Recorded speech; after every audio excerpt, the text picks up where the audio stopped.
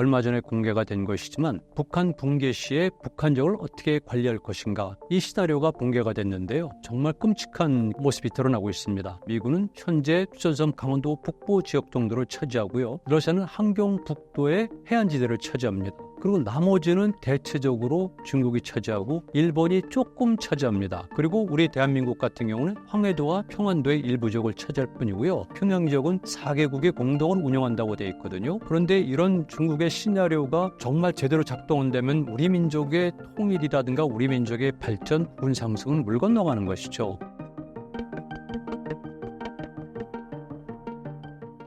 안녕하세요. 제 이름은 윤명철입니다. 저는 동국대학교를 정렬하고 명예교수로 있습니다. 그리고 3년 전부터는 중앙아시아 있는 우즈베키스탄에 있는 국립사마르칸트 대학교 고고학과에서 학생들을 가르치고 있습니다. 저는 주로 공부하는 분야가 고구려사 함께 동아시아 해양사이고요. 그러나 역사학은 미래학이라는 명제를 제가 일찍부터 주장을 했습니다. 그러다 보니까 당연히 동아시아 국제관계라든가 특히 근대 현대 문제까지도 폭넓게 관심을 갖고 공부를 하고 있습니다. 북한 붕괴론에 대한 우려와 함께 제기되는 주요 논점이 무엇인가요? 네, 많은 사람들이 북한 붕괴론을 주장하고 있고요. 최근에도 그런 현상이 보이고 있더라고요. 그런데 저는 그렇게 속단하지는 않습니다. 북한이 붕괴될 가능성은 있지만 속단할 수는 없다. 또 한 가지는 우린 북한 붕괴와 김정은 정권의 붕괴를 구분해야 됩니다. 김정은 정권의 붕괴는 가능성이 있죠. 그럼 북한이 붕괴된다는 것은 여러모로 생각을 해봐야 됩니다. 왜 그러냐면은 우리가 흔히 얘기하듯이 북한이라는 존재는 남북이 분단됨으로 해서 생겨난 것이죠. 남북 분단은 우리 민족 자체 문제 때문은 아니고 주로 주변국들, 당시 2차 세계대전이 시작되면서 그리고 끝날 때까지 전개된 국제질서의 산물이기 때문에 우리의 통일 문제 또는 북한의 붕괴 같은 경우도 국내 문제가 아니라 국제적 요인이 강합니다. 그러다 보니까 저는 비교적 신중한 입장을 취하는 것이고요. 그리고 만약에 북한이 붕괴한다면, 이런 질문을 받는다면은 저는 몇 가지로 정리를 하죠. 이를테면 첫 번째는 국내적 문제인데요. 굉장한 혼란이 가중되겠죠. 그리고 많은 국민들, 특히 젊은 세대들이 북한의 붕괴를 좋아할 것인가? 아니면 싫어할 것인가? 이거 아직 검증되지 않았습니다. 현재로 봐서는 많은 젊은이들이 비판적으로 보고 있거든요. 당연히 북한 붕괴로 말미암아서 우리가 베트남이라든가 아니면 독일의 ES 보듯이 많은 비용 부담이 들어가죠. 뿐만이 아니라 새 혼란이 가중됩니다. 지금 남한 사회도 어떤 면에서는 사상의 갈등이 있거든요. 그런데 만약에 북한이 붕괴가 되고 남북 간의 어떤 혼돈된 상태가 도래한다면 여기서 발생되는 갈등은 사상 갈등, 문화 갈등부터 해가지고 심지어는 자그마한 생활 양식에까지도 굉장한 갈등이 심각할 겁니다. 이런 갈등과 혼란들을 어떻게 극복할 것인가? 우리 민족사에서도 분단을 통일시키는 경우가 있지 않습니까? 예를 들면 신라도 마찬가지죠. 신라도 통일 직후에 엄청나게 갈등을 겪었습니다. 그래서 그런 갈등을 해소하는 여러 가지 정책들이 취해졌고, 그리고 거기에 걸맞는 이데올로기, 즉 불교의 새로운 모습의 탄생이죠. 그리고 그걸 주도한 인물들도 많이 있었습니다. 그러니까 앞으로 만약에 북한이 빠른 시간 안에 붕괴된다면은 한국 사회는, 특히 한민족은 당분간은 엄청난 혼란이 가중될 것이다. 이런 말씀을 드릴 수가 있고요. 또 하나 중요한 것은 국제관계 문제인데요. 현재 국제법상으로 남한과 북한은 별개의 국가입니다. 유엔에 동시 가입한 이후에는 별개의 국가이기 때문에 북한 정권이 붕괴했을 경우에 남한이 우리 것이라고 주장할 만한 국제법적인 근거는 사실은 희박합니다. 다만 현재 국제사회에서 북한과 남한은 한 민족 국가가 분단되었다는 것, 그리고 두 정권은 끊임없이 민족 공동체라는 것을 주장해왔고 통일을 지상과업으로 선전했다는 것이죠. 그런 것은 우리에게 유리하게 작용할 수 있지만 엄연히 국제법이라는 것은 별개의 국가이고요. 더군다나 남북 분단 자체가 국제 강대국들의 이해관계에서 발생됐기 때문에 강대국들은 당연히 북한이 붕괴 조짐을 보이는 순간부터 발빠르게 움직일 겁니다. 그래서 그들 나름대로 자기들의 이익이 되는 방향으로 아마 북한의 붕괴를 처리하겠죠. 이런 문제를 우리는 심각히 고려해야 됩니다. 저는 이런 문제를 매우 심각히 생각하다 보니까 나름대로 시나리오를 작성했거든요. 그런데 비단 이 시나리오는 저만이 아니라 한국 정부도 당연히 했으리라고 봅니다. 뿐만이 아니라 일본도 당연히 했고요. 그리고 중국이나 러시아는 말할 것도 없습니다. 그러니까 사실은 북한이 붕괴될 것이라는 시나리오는 누구나 갖고 있는 것인데, 다만 제 입장에서만 여러분들에게 말씀을 드릴 수밖에 없습니다. 저는 역사학자이기 때문에 비교적 거시적 관점에서 그리고 국제관계를 중요시하거든요. 그리고 우리 역사에서 일어났던 분열과 통일의 변증법을 학문적으로 고찰했기 때문에 저는 제 견해를 갖고 있습니다. 예를 들면 가장 중요한 것은 사람들이 예민하게 생각한 일본 문제인데요. 일본은 어떤 스탠스를 취할 것인가? 일본은 기본적으로 동아시아 지정학적인 관계를 볼 때 한민족의 통일을 원하지 않습니다. 여러 가지 이유가 있겠지만, 그런데 그렇다고 해서 일본이 북한 붕괴 시에 실제로 한민족 통일 질서라든가 북한 지역에 관한 영향력을 확대할 것인가, 그거는 장담할 수가 없을 뿐만 아니라 제 입장에서는 조금 희박하다고 봅니다. 일본은 국내 문제가 심각한 데다가요. 그리고 일본의 부상을 극도로 싫어하는 세력들이 있습니다. 대한민국에 있습니까? 아닙니다. 그것보다 더 일본의 부상을 싫어하는 것은 바로 중국이거든요. 따라서 일본이 섣부른 행동을 할 수가 없습니다.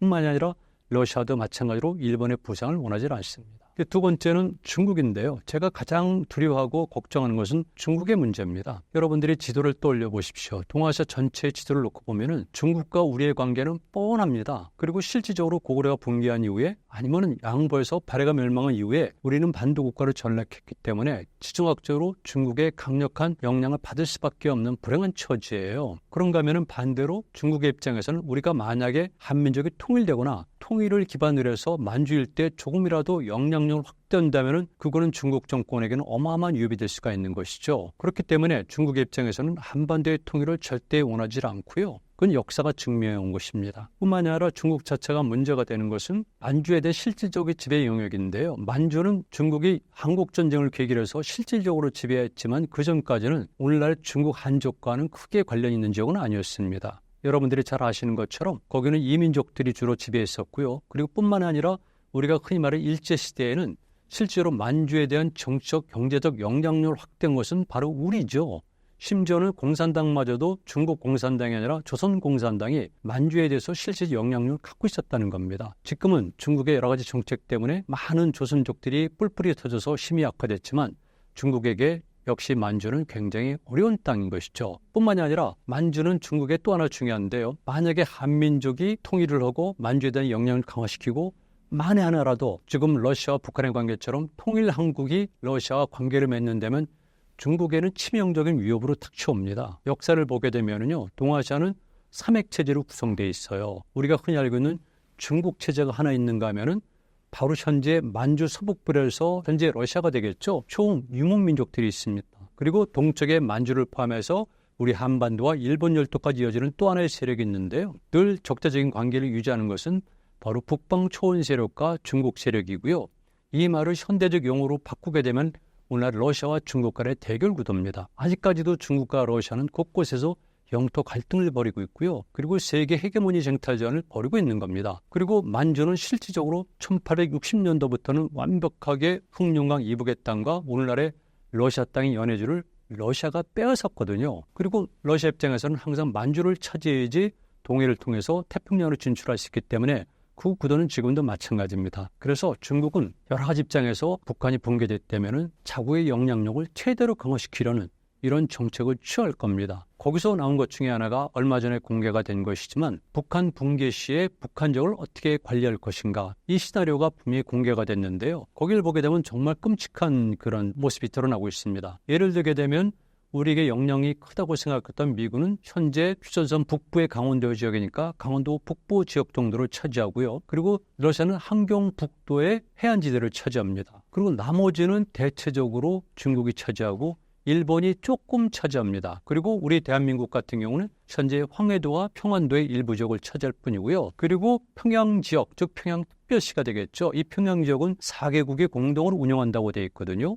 그런데 이런 중국의 시나리오가 정말 제대로 작동한다면 우리 민족의 통일이라든가 우리 민족의 발전, 우리 민족의 국군 상승은 물 건너가는 것이죠. 그러니까 북한의 붕괴란 것이 정말 우리에게 좋은 것일까? 이거는 생각해 봐야 되는 겁니다. 중국은 정말 심각한 존재가 되는 것이죠. 그리고 이제 제가 또 언급하고 싶은 것이 러시아인데요. 제가 조금 전에 중국과 더불어서 말씀을 드렸지만 러시아는 19세기 중반 이후에는 본격적으로 이 극동적에 진출합니다. 왜 그러냐면 러시아가 대륙국가로서 해양 세력의 포위망을 풀려면은 한 3군데 정도로 해양 진출해야 되는데 제일 서쪽에 있는 것이 발틱해고요. 두 번째가 지금도 배틀필드 전장이 되고 있는 흑해입니다. 그리고 세 번째가 바로 동해거든요. 그래서 꾸준히 러시아 입장에서는 동해 진출, 그리고 일본 일대 북부 지역 장악, 그리고 심지어는 만주 지역의 장악까지도 노렸던 것입니다. 이런 과정 속에서 조선의 독립이 사실은 위협당했던 것이죠. 그런데 이런 구도는 크게 변하지 않은 데다가 특히나 2002년도부터는 러시아 푸틴 대통령이 동방정책을 선언을 했습니다. 그 다음부터는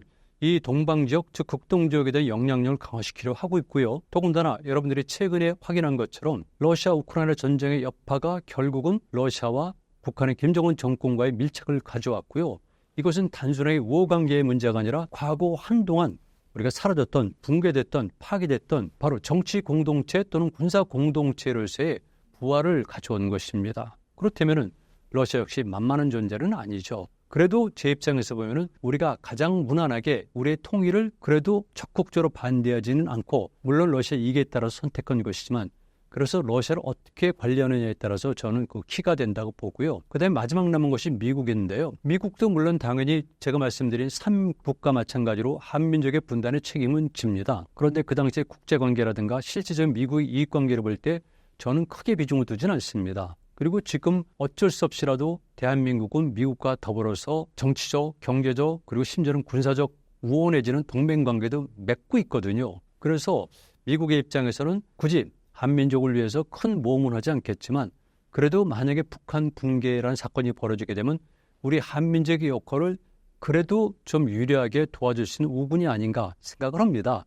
이것은 도덕적 아니면 그동안의 인연관계 때문만이 아니라 실질적으로 이익관계를 볼 때도 미국은 당연히 중국을 견제해야 되거든요.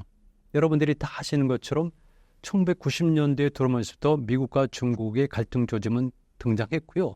특히 2002년을 계기로 해서 본격적으로 미국과 중국 간의 충돌이 생기게 된 겁니다. 여러분 잘 아시잖아요. 현재 미국과 그리고 시진핑 정부과의 엄청난 갈등 문제가, 특히 지난번 트럼프 정권이 들어선 다음에는 거의 군사적 충돌 직전까지 가고 있고요. 사실은 충돌을 이미 시작한 겁니다. 그리고 바이든 정권도 우리 예상과는 달리 사실은 관계가 매우 악화가 된 것이죠. 그래서 새로운 그레이트 게임 속에서 미국이 중국을 억압하거나 중국의 부상을 억제하기 위해서는 당연히 북한 붕괴 시에 한민족 입장을 편을 들어서 중국을 방어하거나 제어할 가능성은 있다는 것입니다. 이렇게 저는 북한 붕괴가 가져올 요인을 국내적 관점, 국제적 관점에서 살펴봤습니다. 북한 붕괴가 한국에 미치는 경제적, 정치적 영향은 무엇일까요? 많은 사람들이 북한이 붕괴될 경우에 경제적으로 어떤 영향을 끼칠 것인가, 이거 생각들이 다릅니다. 아주 긍정적으로 보는 입장이 있고요. 아주 부정적 또는 비판적으로 보는 입장들이 있는데요. 젊은 사람들은 비교적 비판적으로 봅니다. 그런데 나이 들은 세대들은 실제 여과는 무관하게라도 관념적으로 명분상에 유리할 것이라고 주장하는데요. 역사를 해석할 때는 또는 현실에 대한 전략을 세울 때는 그런 감정적으로 대응해서는 곤란한 것이죠. 그래서 아주 면밀하게 우리는 검토해야 되는데요. 저는 이번에 전공자가 아니기 때문에 아주 정확하고 구체적으로 장담할 수는 없어요. 그러나 역사학자 입장에서 볼 때 큰 틀에서 보면은 우리에게 굉장히 유리할 것이다 봅니다. 경제적 측면에서 당장 혼란스럽겠지만 기본적으로 현재 대한민국이 가지고 있는 경제적 여건 중에서 불리한 점이 하나가 있거든요. 그것은 뭐냐면 대한민국은 바다로만 진출할 수가 있다는 것이죠. 근데 북한을 만약에 통일하거나 북한의 영향력이 강화되면 유라시아 대륙으로 직접 진출할 수가 있어요. 지금 제가 있는 곳이 중앙아시아 한가운데거든요. 근데 그런 지역과 우리는 교류가 어렵습니다. 왜냐하면 결국은 배가 갈 수가 없거든요. 유일한 길이 철도인데 북한 때문에 막혀 있는 것이죠. 만약에 통일이 돼서 아니면 북한의 붕괴와 함께 우리의 영향력이 강화된다면 그럼 우리는 현재 개설되어 있는 TCR, 즉 트랜스 차이나 레일로드거든요. 그다음에 유명한 TSR이죠. 트랜스 시베리안 레일로드가 있습니다. 이 두 개만 갖고 활용하더라도 유라시아의 전 대륙과 연결되니까 중국의 시진핑 정부가 2013년도부터 중요한 사업이 1대1로 정책이거든요. 1대1로는 완 로드고요. 해양의 길입니다. 그리고 1대는 완 벨트이기 때문에 대륙의 길인데 그 대륙의 길이란 것은 결국 철도의 길입니다. 물론 일반 도로도 있고 실질적으로 중앙아시아 지역에서 막대한 중국 자본이 투입되면서 도로 건설이 일어나는 것을 저는 목도하고 있습니다. 그러니까 기본적으로는 철도 건설이거든요. 그런데 만약에 우리가 통일하게 되면 우리는 TCR뿐만 아니라 중국도 활용할 수 없는 TSR을 활용을 해서 말 그대로 중앙아시아는 물론이거니와 지금 유럽까지 갈 수가 있는 거죠. 제가 2015년도에 블라디보스토크에서 국가사업으로 많은 정치인들, 외교인들, 학자들과 함께 열차를 타고 출발했거든요. 그 종점이 베를린이었다는 겁니다. 그것은 무엇을 의미하면 우리가 통일이 돼서 TSR, 즉 시베리아 횡단 열차를 활용하게 되면은 지금 유럽 중심부까지 갈 수가 있다는 것이죠. 그렇다면 경제적으로 엄청나게 우리는 물류망이 확장될 수가 있고요. 무역권뿐만 아니라 실질적으로 생활권도 확장이 될 수가 있다는 겁니다. 그래서 당분간 어렵겠지만은 이런 좋은 기회들이 많이 있고요. 그리고 모든 사람이 다 알고 있겠지만 현재 지구상에서 가장 값비싸고 현실적으로 필요한 자원들은 대부분 시베리아 지역에 많이 묻혀 있습니다. 그래서 우리는 러시아를 활용하면서 얼마든지 경제적으로 활동할 수가 있다. 이거를 제가 꼭 말씀드립니다. 그러니까 경제적으로는 유리하고요. 또 하나 젊은 사람들에게 꼭 드리고 싶은 말씀은 현재 우리나라 경제계에서 어려운 점으로 꼽고 있는 것이 산업 인력의 부족이거든요. 그래서 주변국에서 흔히 말하는 외국인 노동자들을 수입, 용어 부적합합니다만 그런 걸 씁니다. 수입하는 것도 모자라서 이제는 계절 노동자라는 특별한 정책을 취해서 외국인들을 많이 데리고 있거든요. 그런데 이런 것들이 불필요해질 뿐만 아니라 우리는 좀 더 싸고 더 효율적으로 북한 지역에 있었던 많은 백성들, 인민들을 우리 산업 현장에 투입할 수가 있고요. 그리고 자동적으로 우리가 가지고 있는 여러 가지 산업들의 시장도 북한 지역으로 우리가 확장시킬 수가 있다는 겁니다. 이런 것들은 경제적 측면에서 매우 유리한 것이고요. 문화적으로야 말할 것도 없는 것이죠. 제가 이런 말씀을 꼭 드리고 싶었는데요. 지금 한국 사회는 사실은 일종의 사상 갈등이 있습니다. 여러 가지 걸 표방하고 있지만 그 뿌리를 놓고 보면 기본적으로 결국 이데올로기의 대결이거든요. 그랬을 경우에 볼 때 북한 지역의 일단 통일이라는 것은 이런 것들을 희석시키는 아주 좋은 기회가 될 수가 있어요. 그래서 어느 지역이든지 그동안 추구했던 어떤 이데올로기 체제가 또는 시장 체제가 옳은 것인가 그런 것인가를 젊은이들이 판단할 수가 있습니다. 그리고 그것을 융합시켜가면서 거기에 적합한 새로운 경제 시스템을 찾게 되겠죠. 이런 것들은 우리가 장기적으로 해결이 될 과제인데 저는 이런 면에서 북한 붕괴로 인해서 만약 통일이 된다면 그건 유리하다고 봅니다. 그러나 전제는 다시 돌아가지만 북한 또는 김정은 정권이 붕괴된다고 해서 우리 민족이 통일되는 것은 아니다. 이런 현실도 잊어서는 안 되는 겁니다. 북한 붕괴에 대비해 한국 사회가 준비해야 할 가장 중요한 요소는 무엇일까요? 누구나 그런 질문을 합니다. 그래서 원론적인 답변을 제가 할 수밖에 없지 않습니까? 그런데 원론적인 답변 중에서 흔한 얘기가 이겁니다. 우리는 국력을 강화시켜야 된다. 물론 당연히 강화시켜야겠죠. 정치력, 경제력, 문화력, 가장 중요한 군사력을 강화시킬 것은 어쩔 수가 없어요. 그런데 문제는 이것을 어떤 방식으로 운영하느냐에 달려있죠. 저는 그래서 한민족 전체가 국력을 강화시키는 것은 절대 찬성하지만 어떤 방식으로 어떤 부분에 우선순위를 둬야 될까 이거에 대해서는 좀 생각해 봐야 된다고 봅니다. 예를 들면은 군사력만 하더라도 예를 들면 지금 군체제를 그대로 가져갈 것인가 또는 붕괴 또는 통일 또는 동아시아 각국 간의 갈등이 벌어질 때 대비해서 지금의 군체제라든가 또는 사람들의 인식으로 이것이 가능할까 생각해 봐야 됩니다. 이런 것들도 저는 중요하다고 보고 있고요. 또 하나는 내부적으로 우리가 진정한 민족 공동체라는 것 이거 계속해서 공부해야 됩니다. 우리는 역사를 통해서 학습하지 않으면요 북한 주민들과 우리가 하나의 민족이었다는 것을 자각할 수가 없어요. 그러나 역사학자 입장에서 볼 때 그들과 우리는 확실히 하나의 뿌리에서 출발했거든요. 하나의 뿌리에서 출발했다는 것은 그들의 생물학적 조건과 우리의 생물학적 조건이 같고요. 그 다음에 각각에서 이루어왔던 이런 민속이나 문화 등등도 같다는 겁니다. 그런데 다만 오랫동안 떨어져 있다 보니까 달라진 면이 있는데 이런 달라진 면들을 어떻게 하면 극복하고 공질성, 공통의 문화를 찾아갈까 이런 것들은 굉장히 중요하거든요. 그래서 북한에서 우리 남쪽 사회를 이해하기를 바라는 것은 무리고요.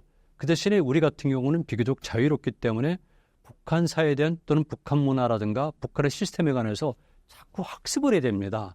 이런 학습은 일반인이 개인적으로 되는 것은 아니에요. 국가에서 정책적으로 움직여야 되는데 제가 보기에 그런 것들은 매우 부족하다. 이거를 말씀드릴 수가 있고요. 정말 현실적으로 중요한 걸 말씀드립니다. 제가 오늘 강의 첫 번째 말씀드린 것이 무엇입니까?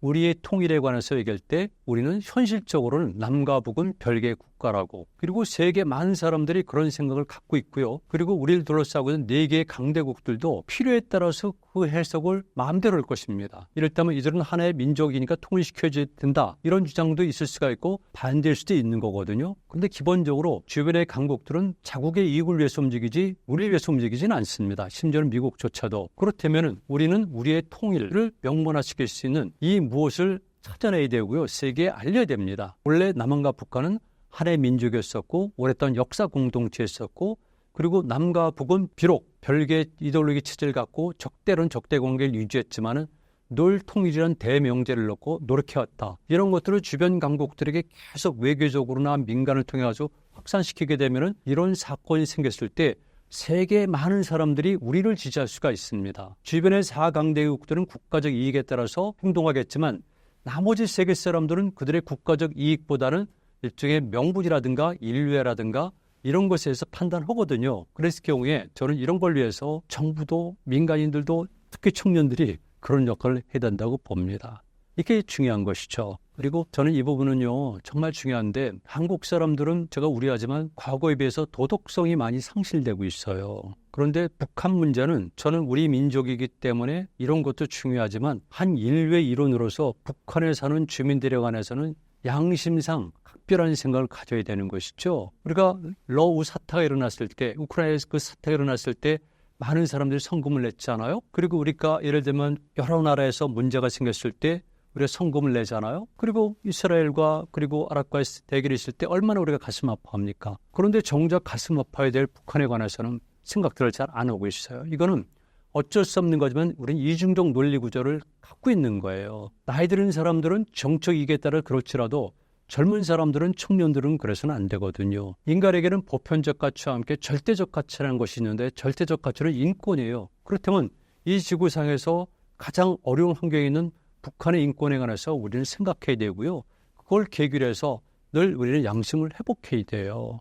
저는 밖에 나가서 보면 때때로 깨름칙하고 창피한데 외국의 지성인들이 얼마나 우리 한국의 지성인들을 비웃을까 하는 생각을 해요. 오죽 못 났으면은 벌써 70년이 되도록 남북이 분단돼 있고 적당히 유지하고 있고 오죽 못 났으면은 북한 인권에 관해서 적극적으로는 움직임이 남한세 없을까. 한류란 속에는 우리 북한의 인권이 없어요. 그럼 그들이 주장하는 인권이라는 게 무엇입니까? 남의 나라의 인권이 중요합니까? 아니면 우리 민족의 인권이 중요하죠.